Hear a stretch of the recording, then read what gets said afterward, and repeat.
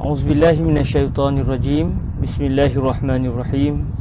Assalamualaikum warahmatullahi taala wabarakatuh. Alhamdulillahi rabbil alamin. Wassalatu wassalamu ala habibina wa sayyidina wa maulana Muhammadinil karim wa ala alihi wa itratihi wa ashabihi ajma'in. Ashhadu an la ilaha illallah wahdahu la syarikalah wa ashhadu anna habibana wa sayyidana wa maulana Muhammadan abdullahi wa rasuluh wa safiyuhu min khalqihi wa habibuh addal amanah wa ballagha risalah wa nasaha al-ummah wa kashafa Allahu bihil ghummah. Allahumma salli wa sallim wa zid wa barik ala habibina wa sayyidina wa maulana Muhammadin wa ala ali sayyidina Muhammad. Amma ba'd. Alhamdulillah, kita mengucapkan kesyukuran kepada Allah Subhanahu wa taala di atas limpah kurniaan daripada Allah. Kita direzekikan untuk dapat bersama pada petang yang berbahagia ini untuk kita menghayati tulisan Fadilatul Syekh Abdullah ibnu Muhammad ibni Muhammad As-Siddiq Al-Ghumari rahimahullahu subhanahu wa ta'ala, menerusi kitab beliau yang berjudul Tamamul Minnah Bibayanil Khisalil Mujibati Lil Jannah, yang kalau kita boleh terjemahkan bermaksud kurniaan yang sempurna dalam menerangkan perbuatan-perbuatan yang mewajibkan pelakunya masuk ke syurga Allah Subhanahu Wa Taala. Dan kitab ini menghimpulkan 40 amalan yang dijanjikan oleh Nabi alaihi salatu wasallam bahawa pelakunya akan masuk ke syurga Allah Subhanahu Wa Taala walaupun dia hanya melakukan satu sahaja daripada 40 amalan yang dipelajari ataupun yang disebut dalam kitab ini. Alhamdulillah, syukur pada Allah Subhanahu Wa Taala, kita dapat sudah majlis hari ini majlis yang ketiga. Kita berada di majlis yang ketiga di dalam membaca kitab Tamamul Minnah Bibayanil Khisalil Mujibatil Jannah. InsyaAllah pada hari ini kita akan menyambung apa yang telah dibincangkan di dalam tajuk yang pertama, iaitu menerangkan tentang kebaikan memberikan binatang peliharaan, sama ada kambing ataupun lembu ataupun kerbau ataupun unta, diberikan kepada seseorang untuk orang tersebut meminjamnya beberapa hari untuk diperah susunya, lalu mereka dapat mengambil manfaat daripada susu binatang ternakan tersebut. Alhamdulillah, kita telah pun membaca perbahasan ini.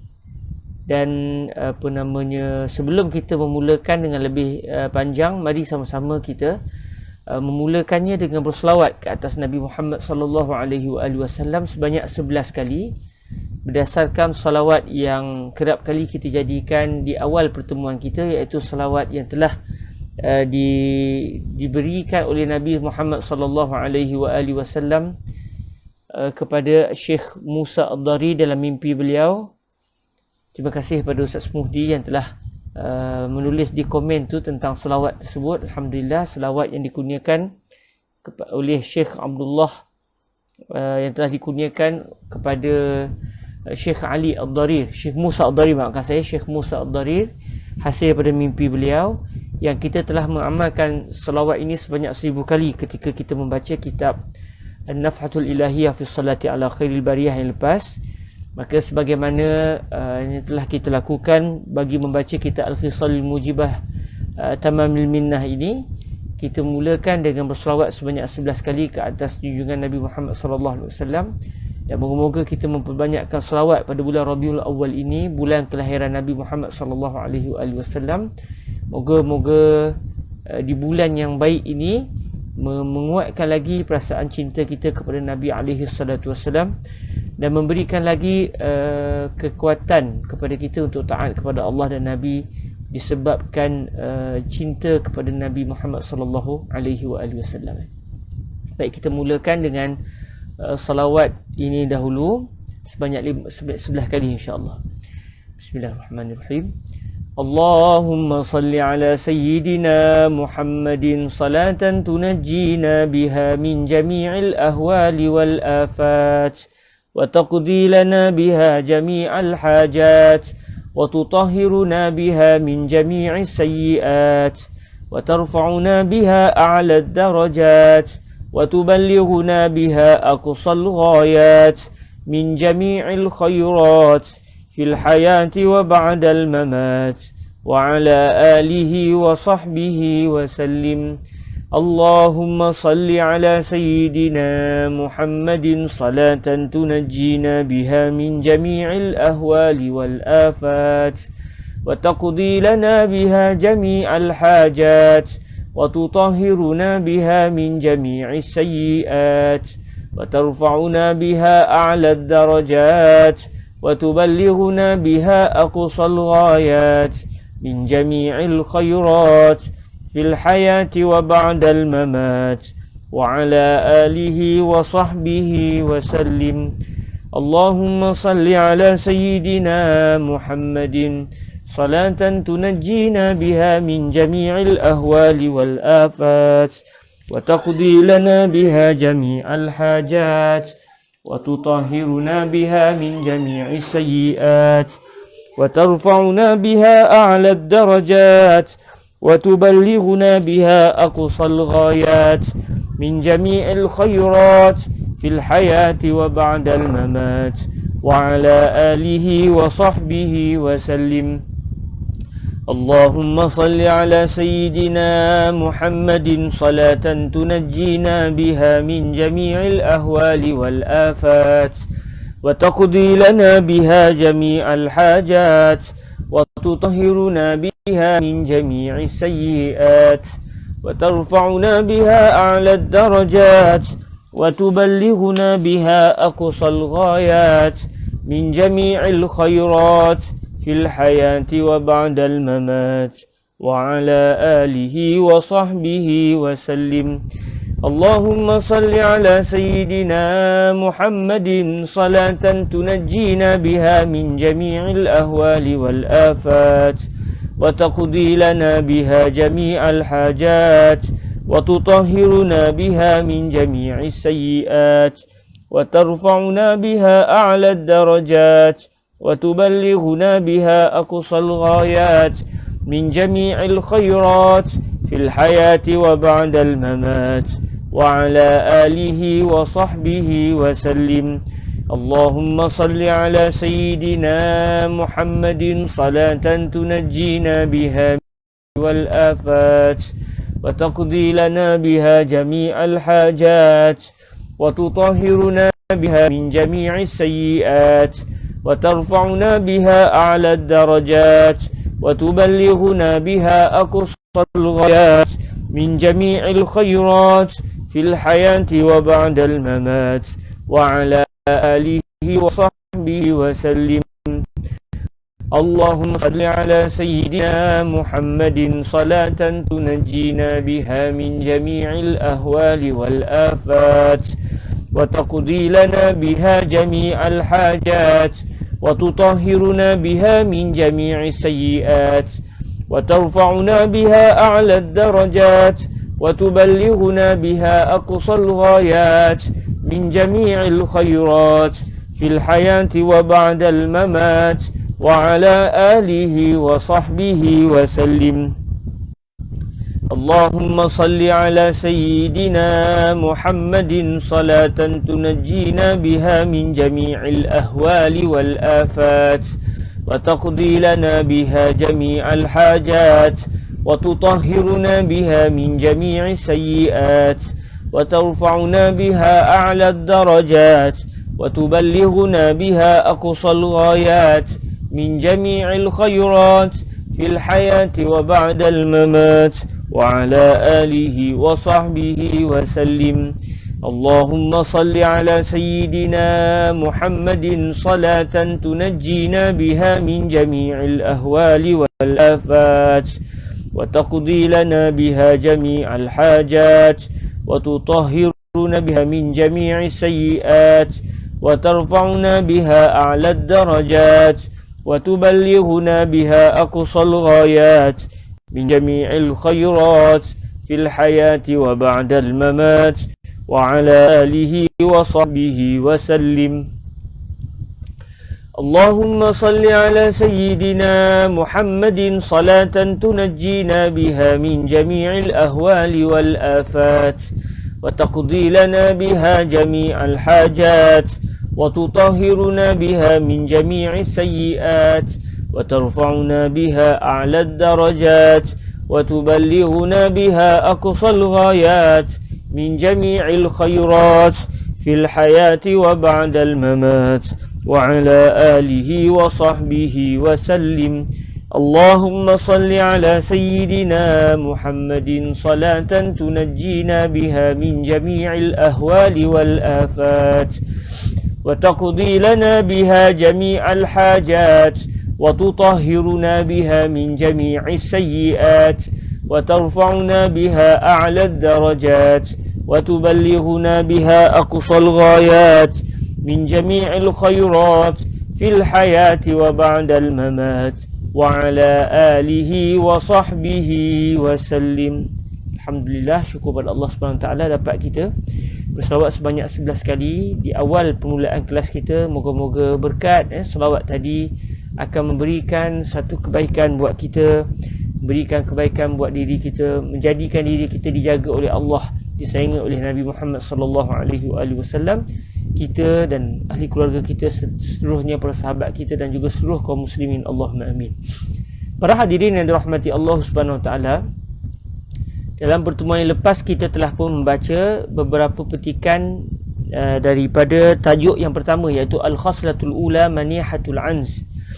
Perangai yang pertama atau perlakuan yang pertama yang menyebabkan pelakunya masuk ke syurga Allah dengan izin Allah, iaitu Manihatul Anz, pengurniaan seekor kambing betina.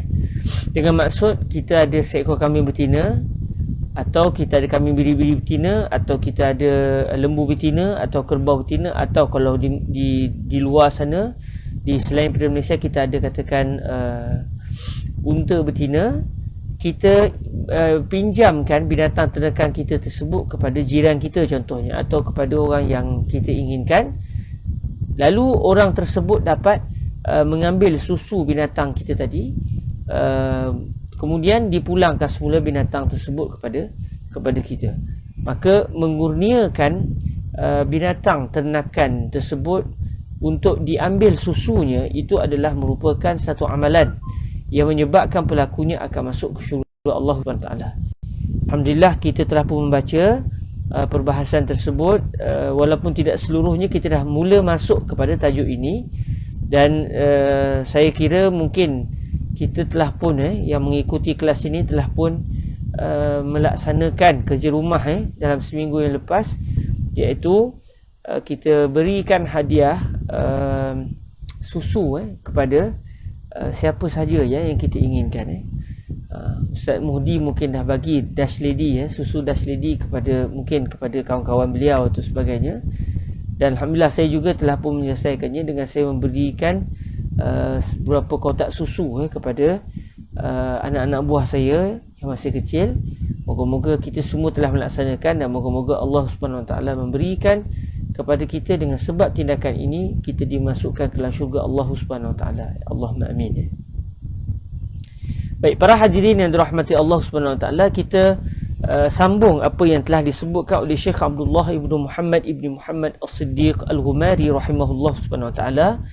Di dalam kitab ini masih lagi pada Al-Khaslatul Ula, iaitu dalam muka surat yang kelima, bagi siapa yang memiliki buku secara PDF-nya, iaitu di muka surat yang kelima. Muka surat yang kelima, iaitu pada baris yang ketiga di bahagian kiri. Wa kanatil manihatu wa kanat manihatul anzi a'la al-khisal al-arba'in. Kita akan masuk di situ insya-Allah. Bismillahirrahmanirrahim. Alhamdulillah wassalatu wassalamu ala habibina wa sayyidina wa maulana Muhammadir Rasulillah wa ala alihi wa itratihi wa ashabihi wa man wala, amma ba'd. Bisnadina al-muttasil ila sayyidina al-imam Abdullah ibni Muhammad As-Siddiq Al-Ghumari rahimahullahu subhanahu wa ta'ala, wa nafa'anna Allahu bi'ulumihi wa ulumi masyayikhihi wa talamizatihi wa qurra'i tamami minnatihi wa sairi musannafatihi wa syurrahiha, Allahumma amin. Qala rahimahullahu subhanahu wa ta'ala fi kalamihi an al-khaslatil ula manihatil anz, qala rahimahullahu subhanahu wa ta'ala wa kanat manihatul anz أعلى الخصال الأربعين لأن التبرع فيها وقع باللبن الذي هو غذاء كامل لأنه طعام وشراب. Kata Syekh Abdullah Al-Ghumari rahimahullah subhanahu wa ta'ala, adapun pengurniaan seekor kambing betina dipinjamkan kepada seseorang supaya susu kambing tersebut, begitu juga dengan binatang-binatang yang lain, binatang-binatang ternakan yang lain, supaya susunya dapat diambil manfaat oleh seseorang yang lain, itu merupakan tindakan-tindakan yang paling tinggi berbanding dengan 39 amalan yang lain. Maknanya dalam 40 amalan ini, amalan yang paling tinggi sekali dari sudut pahalanya, walaupun setiap amalan itu memungkinkan orang yang melakukannya masuk ke syurga Allah Subhanahu Wa Taala, namun dalam banyak-banyak 40 tu mana yang paling tinggi? Yang paling tinggi adalah memberikan binatang ternakan betina kepada seseorang untuk dipinjam, supaya orang yang diberi pinjam tersebut dapat mengambil susu binatang tersebut. Ini yang paling tinggi. Sebagaimana kalau kita ingat apa yang telah disebut oleh Syekh Abdullah Al-Ghumari dalam mukaddimah sebelum ini, Syekh Abdullah Al-Ghumari dalam mukaddimah kita ini menyatakan bahawa Imam Al-Bukhari radhiyallahu taala anhu telah meriwayatkan satu hadis daripada Sayyidina Abdullah ibn Amr ibn al-As radhiyallahu anhuma anin Nabi sallallahu alaihi wa alihi wasallam qala 40 khaslatan a'lahunna manihatul anz ma min 'amilin ya'malu bi khaslatin minha raja'a thawabiha wa tasdiqa maw'udiha illa adkhalahu Allahu bihal jannah. Imam Bukhari meriwayatkan hadis daripada Sayyidina Abdullah bin Amr bin al-As radhiyallahu anhuma daripada Nabi Muhammad sallallahu alaihi wasallam, baginda telah bersabda, ada 40 amalan. Yang paling tinggi sekali adalah manihatul anz, iaitu kita meminjamkan binatang ternakan kita yang betina, untuk binatang ternakan tersebut diambil susunya oleh orang yang kita beri pinjam tersebut. Maksudnya dalam 40 ni Nabi sini telah menyatakan yang paling tinggi adalah manihatul anz, kita pinjamkan kambing betina kita, atau lembu betina kita, atau kerbau betina kita, ataupun unta betina kita, kita berikan kepada seseorang supaya orang itu dapat mengambil susu binatang ternakan tersebut. Dan Nabi menyatakan 40 amalan ini tidak ada seorang pun yang melakukan amalan ini walaupun hanya satu saja dilakukan, kalau dilakukan semata-mata mengharapkan pahala oleh Allah Subhanahu Wa Taala, dan kerana dia membenarkan apa yang telah dijanjikan oleh Nabi sallallahu alaihi wasallam, maka orang ini akan diberikan ganjaran, iaitu dia akan dimasukkan oleh Allah Subhanahu Wa Taala ke dalam syurga.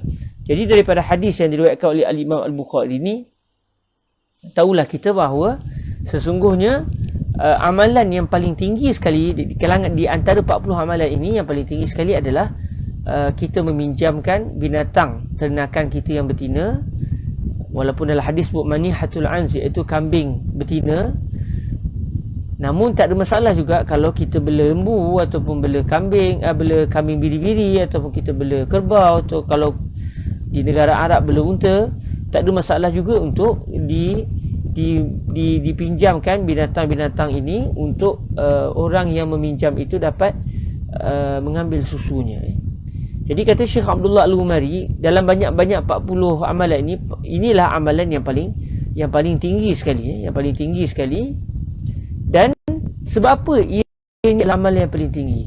Sebab kata Syekh Abdullah Al-Ghumari, kerana tabarruk ataupun kita kata sedekah yang berlaku di dalam manihatul anz, sedekah itu berlaku pada susu. Maksudnya kita bukan bagi duit, kita bukan bagi makanan, kita bukan bagi nasi lemak, kita bukan bagi buah, tetapi yang kita bagi adalah susu. Maka disebabkan susu ini lain daripada yang lain, maka orang yang menghadiahkan susu kepada seseorang, dia akan melakukan amalan paling tinggi sekali daripada 40 amalan, yang kesemua amalan itu satu sahaja pun sudah menyebabkan orang yang melakukannya akan dimasukkan kelak oleh Allah Subhanahu Wa Taala ke dalam syurga. Jadi kata Syekh Abdullah, waqa'a bil laban allazi huwa ghizaa'un kamil. Sedekah yang berlaku dalam manihatul anz, dalam pemberian susu tadi, ia berlaku pada susu tu sendiri. Maksudnya kita bukan sedekahkan binatang ternakan tersebut, tapi kita hanya menyedekahkan susu daripada binatang korban kita, binatang ternakan kita, maafkan saya. Maka susu itu, kata Syekh Abdullah Al-Ghumari, susu adalah merupakan satu makanan yang sempurna, satu makanan yang sempurna. Sebab apa? Sebab li'annahu ta'amun wa syarabun. Sebab susu ni dia adalah sebenarnya makanan, dalam masa yang sama dia juga adalah minuman. Maknanya disebabkan susu ini minuman pun ya, sebab dia cecair, dalam masa yang sama dia sebenarnya adalah makanan. Sebab dia bukan seperti air sirap, air sasi, kerana dia memiliki zat seperti makanan. Maka dengan sebab itu, bila orang tu minum susu, dia sebenarnya telah makan dan telah minum secara serentak. Telah sempurna makanan dia. Sebab kalau kita makan saja tanpa air, tak cukup lagi. Air saja tanpa makanan tak cukup lagi. Tapi kalau kita minum susu, walaupun mungkin kita rasa kita minum saja, hakikatnya kita sebenarnya telah pun makan. Kita telah pun makan dan kita juga telah minum. Jadi serentak. Sebab itu kata Syekh Abdullah Al-Ghumari, walidha kana Nabi sallallahu alaihi wa alihi wasallam iza tanawala ta'aman qala bismillah Allahumma barik lana fima razaqtana wa zidna khairan minhu. Biasa kita bila baca doa makan, kita hanya sebut Allahumma barik lana fima razaqtana wa qina azabannar. Di sini Syekh Abdullah Al-Ghumari mendatangkan satu riwayat bahawa Nabi Muhammad sallallahu alaihi wasallam apabila baginda makan makanan, baginda akan berdoa dengan doa yang berbunyi dengan nama Allah, bismillah, Allahumma barik lana fima razaqtana. Ya Allah, berkatilah buat kami pada apa yang Dikau telah rezekikan kepada kami. Maksudnya kalau kita makan nasi lemak, kita pun berdoa, maksudnya kita doa, ya Allah, berkatilah buat kami apa yang telah Dikau bagikan kepada saya pada hari ini, iaitu nasi lemak. Biar nasi lemak ni jadi berkat buat saya, ya Allah. Jadi berkat, maknanya makanan itu penyebab kita melakukan ibadah, maknanya makanan itu diselamatkan oleh Allah daripada mengandungi racun dan sebagainya. Jadi kita sebut dengan nama Allah, kita kata dengan nama Allah sahajalah saya dapat makan. Dengan sebab nama Allah, dengan sebab izin Allah, dengan bantuan Allah saya dapat makan. Kemudian kita lanjut doa kita, kata Syekh Abdullah, Nabi akan berdoa, Allahumma barik lana fima razaqtana wa zidna khairan minhu. Ya Allah, berkatilah buat kami pada apa yang Dikau telah rezekikan kepada kami. Ikutlah apa yang kita dapat hari itu. Apa yang Allah rezekikan kepada kita. Kalau roti, rotilah. Nasi lemak, nasi lemak lah. Kalau kita direzekikan dengan roti canai, roti canai lah. Maka kita berdoa, kita mohon agar Allah Ta'ala menjadikan rezeki kita itu berkat buat kita. Kemudian sambungan doa ini yang mungkin ni jarang kita lakukan, harap-harap kita juga dapat laksanakan. Kita doa dengan tambahan yang berbunyi wazidna khairan minhu. Ya Allah, tambahkan buat kami, tambahkan lagi untuk kami yang lebih baik daripada rezeki pada hari ini. Maknanya kita dengan Allah Ta'ala ni kita tamak.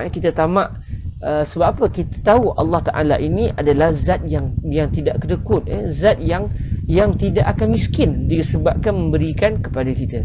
Dengan sebab itu, dengan Allah kita tak akan rasa tak apa, cukup lah. Kita tidak akan cukup dengan Allah. Kita nak lagi. Sebab ia menunjukkan bahawa kita sebenarnya sangat memerlukan Allah. Kita sangat bergantung harap dengan Allah. Tapi dengan manusia jangan begitu. Sebab manusia minta kali pertama mungkin dia bagi, kali kedua, kali ketiga dia dah menyampah, dia dah sakit hati. Apa ni? Sebab manusia memang bersifat dengan sifat kedekut. Secara adatnya begitu. Manusia bersifat dengan sifat kedekut. Dalam masa yang sama, manusia itu serba kekurangan. Makin kita minta, makin sikitlah apa yang ada pada diri dia. Sebab itulah makhluk, kalau makin kita minta-minta, dia akan benci. Namun kalau kita tak minta pula dengan Allah tidak akan suka. Kerana bila kita minta dengan Allah Ta'ala, itu menunjukkan kita memerlukan Allah dalam keadaan Allah tidak akan jatuh susah dengan sebab kita. Sebab yang jatuh susah ni sifat makhluk. Adapun Allah, Allahu huwal ghani. Allah adalah yang maha kaya, yang tidak akan berkurangan pada perbendaharaan Allah Subhanahu wa Ta'ala. Maka bila kita berdoa begitu, contoh katakan pagi tadi kita dapat makan roti, kita pun berdoa, Allahumma barik lana fima razaqtana, ya Allah, rezeki roti yang telah Kau rezekikan kepada kami pada hari ini, jadikan ia berkat buat kami. Ya Allah, bagi kami yang lebih baik daripada makanan hari ini, lebih baik dari segala-galanya. Jadi maknanya kita mohon kepada Allah agar Allah sentiasa memberikan yang lebih baik buat kita.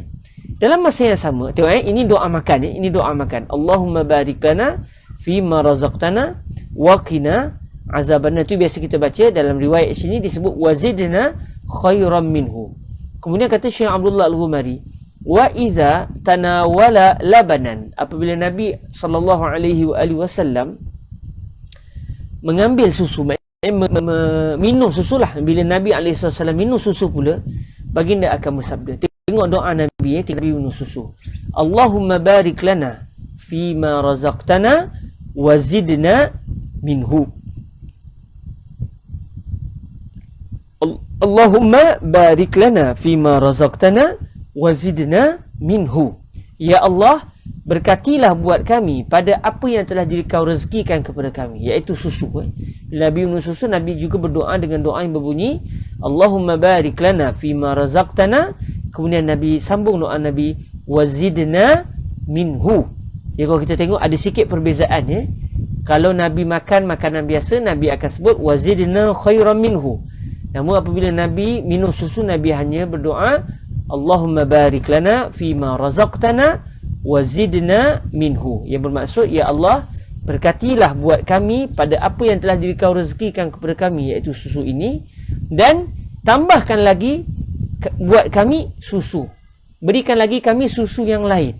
Mereka kita nak Allah Ta'ala terus menerus memberikan kepada kita susu. Maknanya ada satu doa dari riwayat lain, kalau kita tengok dari riwayat lain, Nabi juga berdoa Allahumma barik lana fihi wazidna minhu. Yang itu yang saya biasa amalkan. Allahumma barik lana fihi. Masa kita minum susu, kita doa, ya Allah, berkatilah buat kami di dalam susu ini, jadikan ianya berkat buat kami, wazidna minhu, dan tambahkan lagi buat kami daripada susu ini.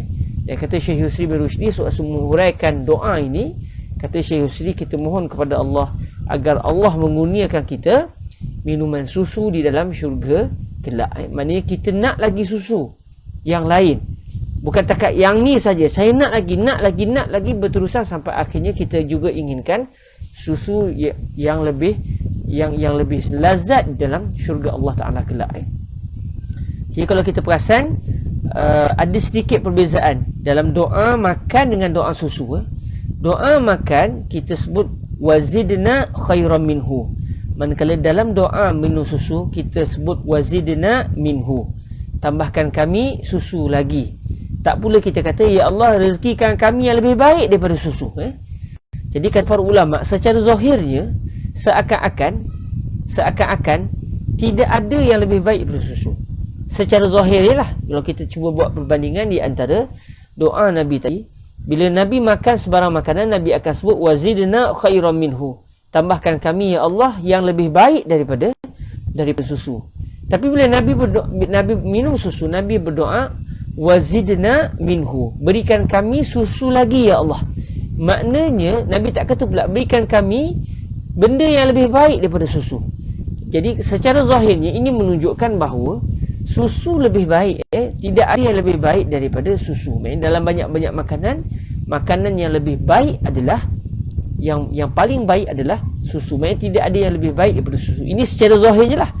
Namun kalau kita tengok dalam hadis-hadis yang lain, ada riwayat menunjukkan bahawa sebenarnya yang lebih baik daripada susu adalah daging. Yang lebih baik daripada susu adalah daging. Maksudnya daging yang lebih baik daripada susu. Lepas daging baru susu. Lepas susu minyak zaitun. Dalam riwayat disebut, ada riwayat disebut bahawa makanan yang paling baik adalah daging. Selepas daging barulah susu. Selepas susu adalah minyak az-zait. Dalam bahasa Arab disebut zait saja. Jadi tahulah kita dia adalah minyak minyak zaitun. Jadi maknanya ada lagi benda yang lebih baik daripada susu. Maksudnya sepatutnya kalau kita fikir secara logik, kita sepatutnya kena sebut wazidna khairan minhu, rezekikan kami yang lebih baik daripada susu, iaitu daging, ya Allah. Namun mengapa Nabi SAW tidak pula memohon supaya diberikan yang lebih baik daripada susu, sedangkan daging lebih baik daripada susu? Kata para ulama, kenapa? Apa hikmah, apa rahsia Nabi SAW menyatakan perkara ini? Maka rahsianya adalah dengan kita minum susu, kita telah pun selesai minum, dalam masa yang sama kita juga sebenarnya telah selesai makan. Namun kalau kita makan daging, kita hanya baru selesai makan, namun kita belum lagi selesai minum. Orang bagi minum daging, maksudnya kita makan daging, kita perlu lagi minum. Namun kalau kita minum susu, kita sudah tidak perlu lagi makan sebenarnya. Susu sudah cukup. Jadi dengan sebab itulah, atas dasar Nabi ini seorang yang mahu menunjukkan kepada kita, walaupun kita mahu segala-galanya daripada Allah Subhanahu Wa Taala, namun dalam masa yang sama kita mempunyai sifat qanaah. Kita kena ada sifat berpada dengan apa yang Allah izinkan kepada kita. Mari kita nak lagi sebab kita tidak akan rasa puas memohon daripada Allah. Sebab Allah Ta'ala adalah zat yang maha kaya. Tapi dalam masa yang sama, kita juga redha di atas apa yang Allah rezekikan kepada kita. Banyaklah, sikit-sikitnya. Oleh kerana susu ini sudah cukup, jadi antara rahsia mengapa Nabi hanya menyatakan wazidna minhu tanpa Nabi sebut wazidna khairan minhu ketika Nabi minum susu, ini adalah, kata para ulama, sebagai rahsia untuk menunjukkan bahawa susu cukup dari sudut makanan dan juga dari sudut minuman, dari sudut makanan dan juga dari sudut minuman. Okey, Ustaz Muhdi tanya soalan, ya Maulana, jika seorang ibu menyusukan anaknya dan beliau niat untuk buat khaslah ini macam mana? Buat khaslah ini macam mana? Wallahu ta'ala a'la wa a'lam. Saya tak pasti. Sebab seorang ibu, memang kewajipan seorang ibu adalah menyusukan anaknya. Dalam masa yang sama, kalau kita lihat, pahala melakukan perbuatan yang wajib itu lebih besar daripada melakukan perbuatan yang sunat. Jadi, wallahu ta'ala a'la wa a'lam, sefaham sayanya, apa yang saya faham wallahu a'lam, apabila seorang ibu menyusukan anaknya, dia bukan melakukan amalan sunat ini, bahkan dia mendapat pahala lebih daripada melakukan amalan sunat ini. Sebab kita bagi orang kata apa, kita bagi pinjam kambing kita, itu belum lagi wajib. Namun seorang ibu apabila dia menyusukan anaknya, sebenarnya dia mahu memastikan anaknya selamat, mahu memastikan anaknya sihat, mahu anaknya hidup dan tidak ditimpa penyakit. Dalam masa yang sama, ianya merupakan satu kewajipan, maknanya pahalanya akan lebih besar daripada apa yang kita bincangkan ini. Adapun yang kita bincangkan ini, ianya merujuk kepada perbuatan-perbuatan sunat yang menyebabkan pelakunya akan ke syurga Allah Subhanahu Wa Taala. Maknanya kalau kita faham secara mafhumnya, secara mafhum muwafaqah, kalaulah amalan sunat iaitu susu seekor kambing pun boleh menyebabkan seseorang masuk ke syurga Allah, apatah lagi seorang ibu yang menyusu anaknya kerana Allah Subhanahu Wa Taala. Sangat-sangat kita berharap moga-moga wanita tadi akan dikurniakan oleh Allah akan syurga disebabkan dia telah memberikan satu kurniaan yang lebih besar daripada satu orang yang meminjamkan kambingnya supaya orang lain dapat mengambil manfaat susu kambing tersebut. Wallahu ta'ala a'la wa a'lam. Ini apa yang saya faham lah. Mungkin betul, mungkin salah. Wallahu ta'ala a'la wa a'lam. Baik, para hadirin yang dirahmati Allah Subhanahu Taala. Jadi susu lebih ni sebab apa? Susu binatang tadi, kerana dengan kita minum susu, dia merupakan minuman dan dalam masa yang sama dia juga merupakan makanan. Jadi disebabkan itulah menjadi satu perkara yang sangat-sangat tinggi di kalangan perbuatan-perbuatan 40 perbuatan sunat ini. Apabila seseorang mengurniakan susu kepada orang lain, maka dia sangat-sangat akan diberikan oleh Allah Subhanahu Wa Taala akan syurganya. Allahumma amin. Dan kalau kita perasan, walaupun tak disebut di sini, kalau kita perasan dalam hadis-hadis yang lain, ketika Nabi minum minuman lain, sama ada Nabi minum air kosong ke, Nabi minum air yang telah direndam dengan kurma ke, Nabi tidak pula berdoa dengan doa Allahumma barik lana fima razaqtana. Allahumma barik lana fima razaqtana. Ini doa Nabi ketika makan. Adapun doa Nabi ketika minum, Nabi tidak berdoa dengan doa ini. Sepanjang yang saya tahulah, yang setakat yang saya tahu, wallahu taala a'la wa a'lam. Setakat yang saya tahu, saya belum lagi menemui hadis yang menunjukkan apabila Nabi Nabi minum satu minuman, Nabi akan berdoa dengan doa yang berbunyi Allahumma barik lana fima razaqtana.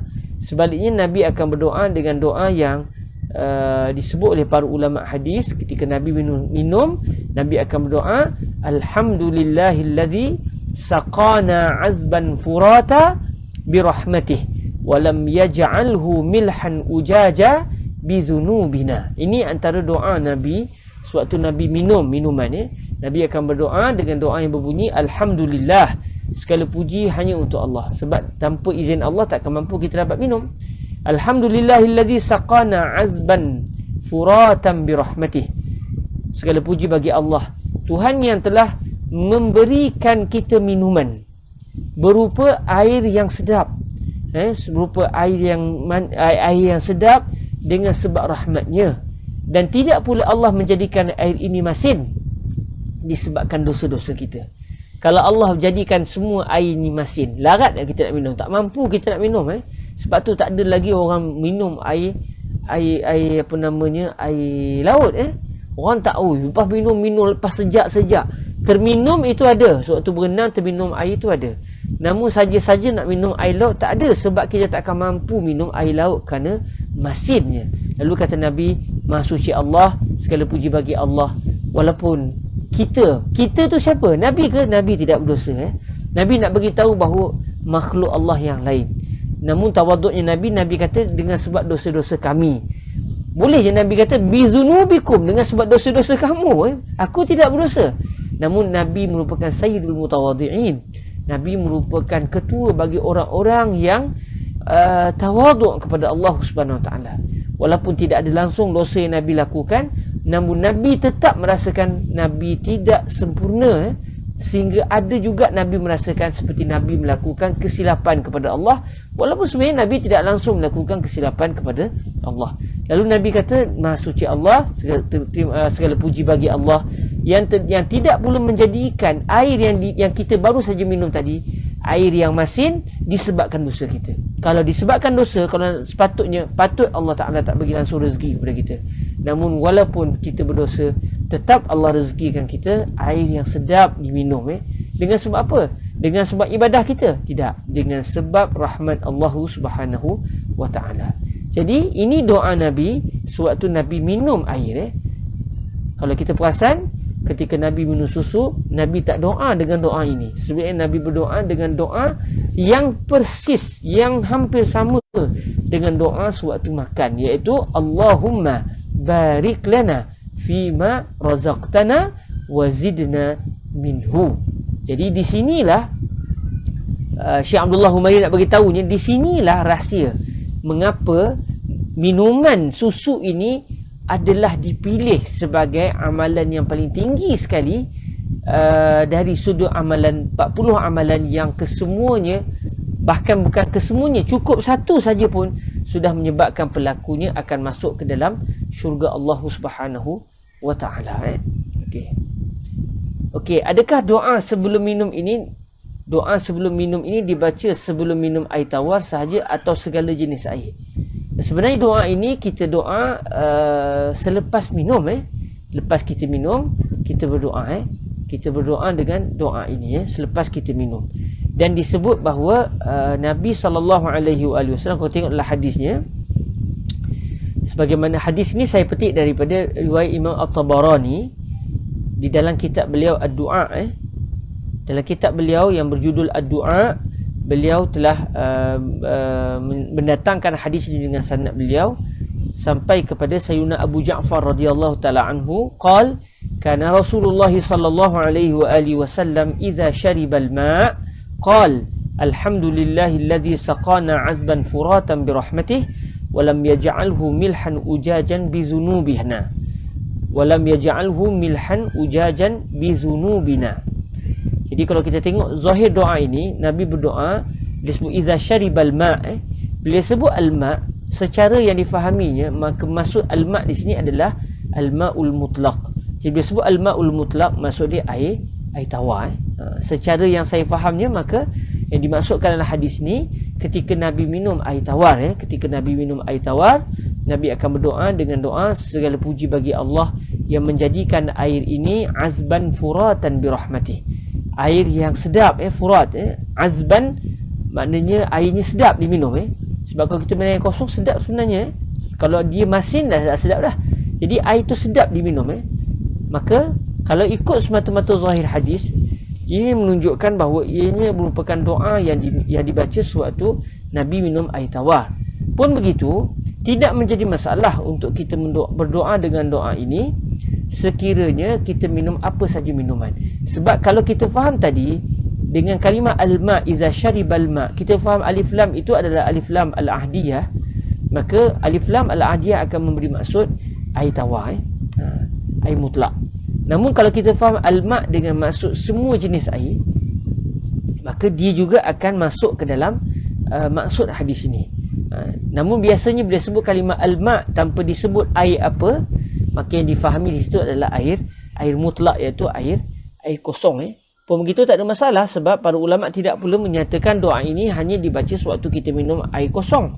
Adapun air manis tidak dibaca doa ini, sebab ulama menjadikan doa ini adalah doa bagi seseorang selepas dia minum. Jadi secara umumnya difahami doa ini boleh dibaca walaupun selepas seseorang minum air sirap, air cincau dan sebagainya. Okey. Allah barik fiik. Baik, para hadirin yang dirahmati Allah Subhanahu Wa Taala, kita sambung apa yang disebut oleh Syekh Abdullah Al-Ghumari. Kata Syekh Abdullah Al-Ghumari, waqal Rasulullah sallallahu alaihi wasallam juga pernah bersabda, laisa syai'un yujzi'u minat ta'ami wasyarabi ghairul laban. Dalam hadis yang lain, Nabi sallallahu alaihi wasallam pernah bersabda, tidak ada satu benda pun yang dapat menyelesaikan daripada makanan dan minuman. Maksudnya dia ini cukup dengan dia saya sudah cukup dari sudut makanan dan cukup dari sudut minuman. Maknanya dengan kita ambil benda ni, kita dah tak perlu makan dah, kita dah tak perlu minum dah. Kata Nabi SAW, tak ada satu benda pun yang mempunyai ciri begini melainkan hanya susu. Maknanya susu adalah merupakan makanan, susu juga merupakan minuman. Jadi subhanallah, kalau kita rujuk dengan orang yang mempelajari sains, mungkin dia akan keluarkan i'jaz ilmi. Bagaimana Nabi SAW dapat mengetahui bahawa susu juga mengandungi kandungan yang sebenarnya sudah cukup sebagai makanan yang berkhasiat. Walaupun zahirnya susu, tetapi dia juga seperti makanan. Jadi kalau kita lihat dalam hadis ini, Nabi menyatakan tak ada satu benda pun selain daripada susu sahaja, yang mana benda itu dia akan dapat menyelesaikan peranan makanan dan juga peranan minuman. Hanya susu saja yang dapat mengambil peranan ini. Jadi disebabkan inilah, kata Syekh Abdullah Al-Ghumari, Nabi SAW memilih atau menjadikan seseorang yang memberikan susu kepada seseorang yang lain, dia telah melakukan amalan yang paling tinggi sekali di kalangan amalan-amalan sunat, yang menyebabkan dia akan masuk ke syurga Allah, kerana dia telah pun memberikan satu benda yang sudah cukup kepada orang lain. Kalau dia bagi makanan saja, mungkin makanan belum cukup lagi. Bagi minuman saja, minuman juga belum cukup. Tapi dia bagi susu, dia telah pun memberi makanan dan minuman secara cukup. Maksudnya dia sudah memberikan satu benda yang sudah sempurna kepada seseorang. Maksudnya dia telah memberikan pemberian yang sudah sempurna. Jadi dengan sebab itulah Nabi SAW menjadikan amalan ini sebagai amalan yang paling tinggi sekali di kalangan amalan-amalan sunat, yang menyebabkan pelakunya akan masuk ke syurga Allah Subhanahu wa taala. Para hadirin yang dirahmati Allah Subhanahu wa taala, dalam hadis yang terakhir yang kita baca tadi, Nabi sallallahu alaihi wasallam menyatakan tidak ada satu benda pun yang dia mengambil peranan makanan dan minuman secara serentak melainkan hanya susu. Namun tuan-tuan yang dirahmati Allah, kalau kita rujuk dalam hadis-hadis yang lain, selain pada susu ada satu lagi. Selain pada susu ada satu lagi sejenis minuman yang dia juga makanan, dia juga adalah minuman. Apakah minuman tersebut? Tidak lain tidak bukan ma'u zamzam, air zamzam. Dalam hadis yang diriwayatkan oleh Al-Imam Muslim contohnya, daripada Sayyidina Abu Dzar Al-Ghifari radhiyallahu taala anhu, anna Rasulullah sallallahu alaihi wa alihi wasallam dzakara zamzam faqal innaha mubarakatun innaha ta'amu tu'min wa shifaa'u suqmin. Dalam hadis yang telah diriwayatkan oleh Al-Imam Muslim Ibn Al-Hajjaj Ibni Muslim Al-Kushairi An-Naisaburi rahimahullah subhanahu wa ta'ala, dengan sanad beliau daripada Sayyidina Abu Dzar Al-Ghifari radhiyallahu anhuma ataupun anhu. Sebab Sayyidina Abu Dzar ni, Dzar itu adalah anak lelaki beliau. Jadi Abu Dzar bermaksud bapa kepada anak lelaki, seorang anak lelaki yang bernama Dzar. Jadi Abu Dzar ini gelaran, Abu Dzar, bapa kepada Dzar. Dan kalau kita rujuk dalam kitab-kitab, sebagian ulama mengatakan suatu kisah gembala unta Nabi dibunuh oleh sekelompok masyarakat yang datang daripada kampung, daripada padang pasir. Kemudian mereka masuk Islam, kemudian mereka duduk di Madinah dan mereka rasa tak selesa dengan udara Madinah sebab mereka biasa duduk di padang pasir, bukan duduk dalam kawasan kota. Akhirnya mereka tak sihat. Lalu Nabi SAW meletakkan mereka di pinggiran kota, dekat-dekat dengan kawasan. Nabi SAW membela unta sedekah, unta zakat. Jadi mereka telah mencuri unta tersebut dan mereka telah membunuh orang yang telah dipertanggungjawabkan oleh Nabi untuk menjaga unta-unta zakat tersebut. Di sebagian para ulama mengatakan lelaki yang telah dibunuh tersebut, yang dipertanggungjawabkan untuk menjaga unta zakat itu adalah anak kepada Sayyidina Abu Dzar, iaitu Sayyiduna Dzar. Sayyiduna Dzar. Ini antara maklumat yang saya sendiri baru menemuinya di dalam sebahagian kitab. Jadi kalau kita lihat, cuma dalam pengamalan ulama hadis, ketika mereka menyebut nama Sayyidina Abu Dzar, mereka akan sebut radhiyallahu anhu dan tidak pula disebut radhiyallahu anhuma. Wallahu taala a'la wa alam. Mungkin lelaki yang bernama Dzar yang dianggap sebagai sahabat itu mungkin berlaku pertikaian di kalangan para ulama. Wallahu taala a'la wa alam. Namun ada yang berpendapat Dzar itu adalah merupakan anak lelaki kepada Sayyidina Abu Dzar, dan kedua-dua mereka adalah sahabat Nabi Muhammad sallallahu alaihi wa alihi wasallam. Wallahu taala a'la wa alam. Jadi berdasarkan hadis yang diriwayatkan oleh Sayyidina Abu Dzar radhiyallahu anhu atau anhuma, Nabi sallallahu alaihi wasallam telah menyebut tentang air Zamzam. Kata Sayyidina Abu Dzar, Nabi telah menyebut tentang air Zamzam, lalu baginda telah bersabda, innaha mubarakatun, sesungguhnya air Zamzam adalah air yang telah diberkati, iaitu diberkati oleh Allah Subhanahu wa taala. Innaha ta'amu tu'min, sesungguhnya air Zamzam merupakan makanan bagi makanan. Wa shifa'u suqmin, dan air Zamzam merupakan ubat bagi penyakit. Ta'amu tu'min wa shifa'u suqmin, makanan bagi makanan, dan dalam masa yang sama air Zamzam juga adalah merupakan syifa, merupakan ubat bagi penyakit. Dan kalau kita lihat di sini, Nabi sebut air Zamzam adalah makanan, dan tanpa perlu disebut kita semua tahu air Zamzam adalah minuman, kerana kita panggil ma'u Zamzam, air Zamzam. Maknanya air Zamzam selain daripada air Zamzam ini adalah minuman, ia juga adalah makanan sebenarnya. Maknanya dia juga mengambil peranan makanan. Cuma bila kita minum air Zamzam, doanya adalah doa yang khusus. Ada doa khusus yang diajar oleh para ulama. Bila kita minum air Zamzam, kita berdoa, ya Allah, saya telah mendengar Nabi SAW bersabda, ma'u Zamzam lima syuriba lahu, yang bermaksud air Zamzam adalah untuk apa yang telah diniatkan dengannya. Maknanya, ya Allah, saya telah dengar Nabi SAW bersabda, air Zamzam ini berdasarkan niat orang yang minum. Maksudnya kalau dengan niat untuk jadi kaya, maka air Zamzam, dengan berkat air Zamzam kita akan jadi kaya. Kita minum air Zamzam supaya kita dapat ilmu, maka dengan berkat minum air Zamzam kita akan dapat ilmu. Kita sakit, kita minum air Zamzam dengan niat moga-moga air Zamzam akan jadi mengubat penyakit kita, maka kita nak air Zamzam akan menjadi penawar bagi penyakit. Maknanya berdasarkan apa yang kita niatkan. Jadi kata para ulama, sewaktu kita minum air zam-zam, yang kita doakan adalah kalau boleh bahasa Arab lah. Ya Allah, laqad ruwina. Contoh kalau nak cakap Arab kan, ya Allah, laqad ruwina bi asanidi masyayikhina anna Nabiy sallallahu alaihi wa alihi wasallam qala ma'u zamzam lima syuribalah. Ya Rabb, inni syaribtu hadzal ma bi niyyati kaza wa kaza wa kaza. Itu kalau bahasa Arab lah. Atau kita cakap Melayu saja, Allah Taala tahu. Kita kata, ya Allah, sesungguhnya kami telah mendengar hadis Rasulullah sallallahu alaihi wasallam, Nabi telah bersabda, air zam-zam berdasarkan apa yang telah diniatkan untuknya. Maka ya Allah, saya minum air zam-zam ni dengan niat, kita menyatakan niat kita, dengan niat supaya anak saya jadi soleh, dengan niat supaya saya dapat bertemu dengan Nabi Muhammad sallallahu alaihi wasallam, dengan niat supaya Allah tidak mengazab saya sama sekali. Kita niatlah apa saja, sama ada niat yang berkait dengan dunia atau niat yang berkait dengan keselamatan di akhirat kelak, maka itu doa bagi minum air zam-zam. Yang saya nak sebutnya bahawa maknanya di sini kita juga dapat tahu bahawa walaupun dalam hadis yang disebut tadi, Nabi sebut bahawa tidak ada satu benda pun selain daripada susu yang dapat mengambil peranan makanan dan minuman.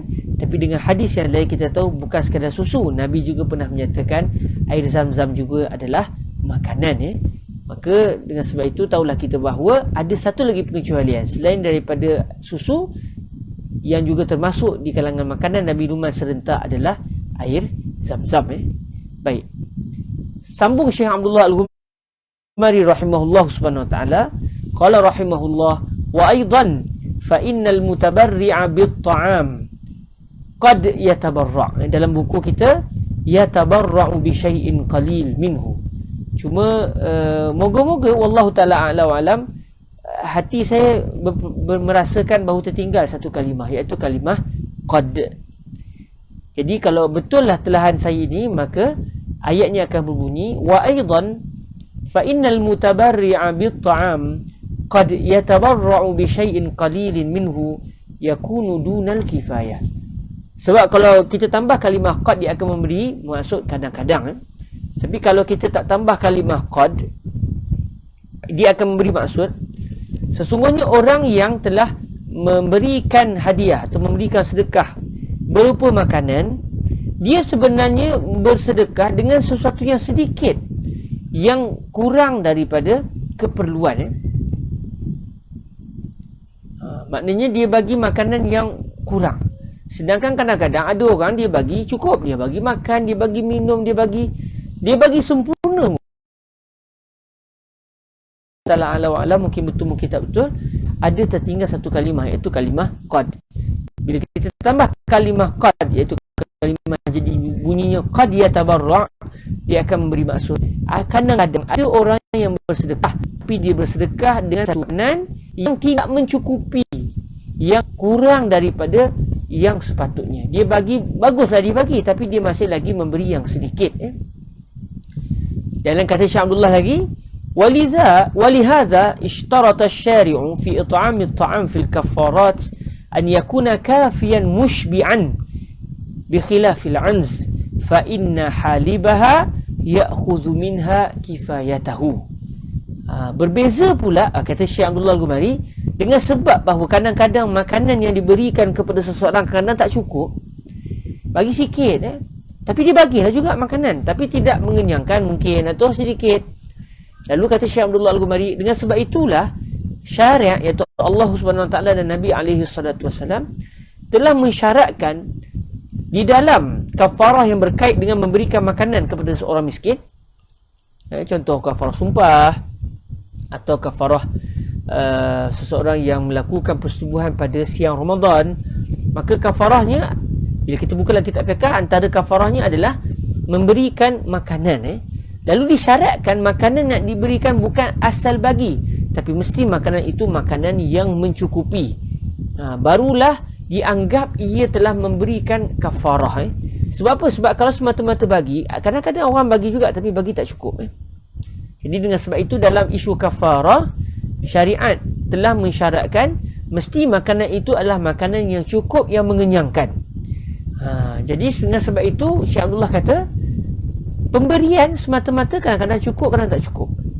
Hatta dengan sebab itulah dalam isu kafarah, Allah Ta'ala nak biar cukup sungguh-sungguh dengan mensyaratkan makanan yang diberikan mesti makanan yang mengenyangkan, ya. Okey. Lalu kata Syekh Abdullah Al-Ghumari, bi khilafil anz, berbeza dengan kambing betina. Maksud dia apa? Berbeza dengan kalau kita bagi pinjam kambing betina kita kepada seseorang, lalu orang itu pun mengambil susunya. Fa inna halibaha, kerana sesungguhnya orang yang mengambil, orang yang memerah susu kambing tersebut, ya'khuzu minha kifayatahu, dia akan perah susu tadi untuk dia minum dengan cukup, sebab kita dah bagi kambing kita kat dia dah. Kita bagi kambing kita kat dia, kita kata contoh, saya bagi pinjam kambing saya selama sehari, ikutlah nak buat apa pun, ambil susu berapa banyak pun silakan. Agak-agak orang tu dia akan perah, sekali perah je diminum sekitar dalam setengah cawan ke atau macam mana. Dia akan perah betul-betul, sebab selagi dia boleh perah, dia akan perah, dia akan minum berkali-kali. Maknanya memang mencukupi bagi diri dia. Maknanya dengan sebab itulah, oleh kerana orang yang diberikan susu tadi, dia akan dapat minum dengan sempurna. Berbeza kalau orang itu diberikan makanan, kadang-kadang dapat yang sempurna, kadang-kadang tak cukup. Maka dengan sebab itulah Nabi SAW menjadikan orang yang menghadiahkan, meminjamkan sebentar kambingnya kepada seseorang untuk orang itu memerah susu kambing tersebut, atau lembu, atau unta, atau kerbau. Orang yang memberikan pinjam tersebut, dia akan mendapat pahala yang sangat besar. Dalam masa yang sama, perbuatan ini akan menyebabkan dia dapat masuk ke syurga Allah Subhanahu wa ta'ala. Wallahu ta'ala a'la wa a'lam. Alhamdulillah, syukur pada Allah Subhanahu wa ta'ala. Dan kata Syekh Abdullah Humari lagi, summal mulahazu fi hadhihi al-khisal an yakuna fiha naf'u li muslimin walau bi kaffil adza anhu kama ya'ti kulli bahimati min al-bahaimil ajmawat.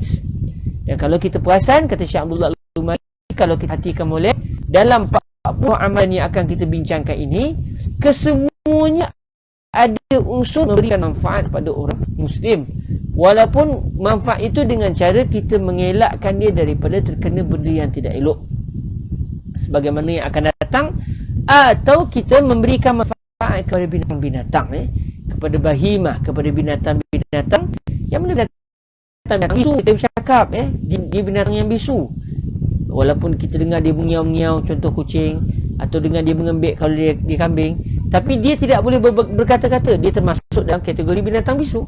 Maknanya kalau kita perasan, 40 amalan yang kita bincangkan ini semuanya adalah sama dari sudut kesemuanya memberikan manfaat, sama ada kepada manusia atau kepada binatang, maknanya kepada alam.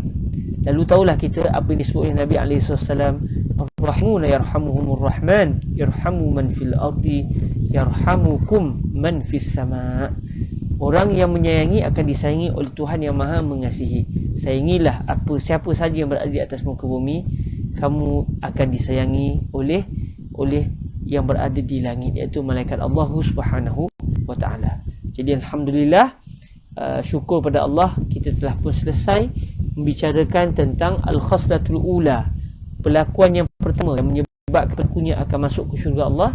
Dan alhamdulillah kita semua telah melakukannya. Kalau ada yang dengar tak buat lagi, boleh beli, macam Ustaz Muhdi kita, mungkin beliau beli susu Dash Lady, bagi satu kotak biar besar sikit, biar orang yang diberi hadiah itu dia minum puas hati, biar dia cukup, supaya orang yang memberikan itu, walaupun dia mungkin tak ada kambing bela, dia tak bela lembu, tapi dia bagi susu, dan susu itu dapat diminum secara puas. Moga-moga sebagaimana kita memuaskan hati seorang Muslim, Allah akan puaskan hati kita dengan dapat menatap wajah Nabi Muhammad SAW dalam syurga kelak, bahkan sebelum ke syurga lagi. Allahumma amin. Moga-moga kita direzekikan dengan nikmat yang terus-menerus oleh Allah Subhanahu Wa Taala. Dan bagi yang belum lagi buat, minggu depan masih ada peluang, insya-Allah, sebelum kita masuk pada al-khaslatus tsaniyah, pada pelakuan yang kedua, kita ada lebih kurang seminggu lagi. Siapa yang belum laksanakan atau nak buat lagi, sila beli susu dan hadiahkan kepada sesiapa saja. Moga-moga Allah akan memasukkan kita ke dalam syurga dengan sebab kita melakukan amalan yang paling tinggi di kalangan 40 amalan yang membawa seseorang ke syurga Allah Subhanahu wa ta'ala. Jazakumullahu khairah. Semoga semuanya dalam rahmat Allah Allah, semoga semuanya dalam kasih sayang Nabi sallallahu alaihi wasallam. Banyakkanlah berselawat pada bulan Rabiul Awal ini, bulan kelahiran Nabi Muhammad sallallahu alaihi wasallam. Moga-moga Allah tidak akan mensia-siakan cinta kita kepada Nabi alaihi salatu wasallam. Al-mar'u ma'aman ahabbah. Seseorang akan bersama dengan orang yang dia kasihi. Jazakumullahu khairah. Kita tangguhkan majlis kita dengan kita berselawat ke atas Nabi alaihi salatu wasallam, dan saya juga mengucapkan terima kasih kepada semua yang telah hadir dalam majlis ini. Moga-moga semuanya diberkati oleh Allah Subhanahu Wa Taala. Mari kita menangguhkan majlis kita dengan berselawat ke atas junjungan mulia Nabi Muhammad sallallahu alaihi wasallam. Allahumma salli afdala salatin ala as'adi makhluqatika sayyidina Muhammadin wa ala alihi wa sahbihi wa sallim adada ma'lumatika wa midada kalimatika kullama zakaraka zakiruna wa ghafala an zikrihil ghafilun. Allahumma salli afdala salatin ala as'adi makhluqatika sayyidina Muhammadin wa ala alihi wa sahbihi wa sallim adada ma'lumatika wa midada kalimatika kullama ذكرك الذاكرون وغفل عن ذكره الغافلون. اللهم صل أفضل صلاة على أسعد مخلوقاتك سيدنا محمد وعلى آله وصحبه وسلم عدد معلوماتك ومداد كلماتك كلما ذكرك الذاكرون وغفل عن ذكره الغافلون. سبحانك اللهم وبحمدك أشهد أن لا إله إلا أنت أستغفرك وأتوب إليك. بسم الله الرحمن الرحيم. والعصر إن الإنسان لفي خسر إلا الذين آمنوا وعملوا الصالحات watawasau bil haqq watawasau bis sabr. Terima kasih semua. Semoga bertemu lagi di dalam meraih kasih Allah, kasih Nabi alaihi salatu wassalam. Aqulu qawli hadza wa astaghfirullah li wa lakum. Assalamualaikum warahmatullahi wabarakatuh.